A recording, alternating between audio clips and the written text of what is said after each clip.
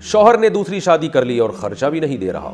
मेरी शादी को 21 साल हो गए हैं। मेरे शौहर 2 साल पहले घर छोड़कर चले गए थे और ये कहकर कि मैंने दूसरी शादी कर ली है। मैंने शादी पर कोई एतराज़ नहीं किया, लेकिन उन्होंने हमारा खर्चा बंद कर दिया, जिस पर मुझे कोर्ट जाना पड़ा। अब ना मुझे खर्चा दिया जा रहा है और ना कोर्ट से मेरा केस आगे बढ़ रहा है। इस सूरत में मुझे क्या करना चाहिए? साइमा, कराची से। अगर आपके शौहर आपको खर्चा नहीं दे रहे तो आप कोर्ट से, फिर ऐसी सूरत में कोर्ट से खुला लेना शरअन जायज़ है। आप इस बेस पर केस दायर करें कि भाई मेरे शौहर ने दूसरी शादी की और मेरा खर्चा बंद कर दिया, और गवाहों से ये साबित कर दें।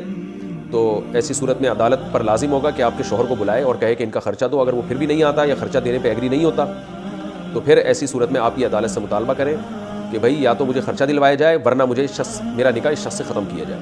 तो ऐसी सूरत में अदालत जब निकाह ख़त्म करेगी तो फिर शौहर के अगर खुला नामे पे दस्तखत नहीं भी होंगे तो भी शरन वो खुला सही हो जाएगा। यानी बाज़ सूरतों में अदालत को हक़ है कि वो निकाह ख़त्म कर सकती है।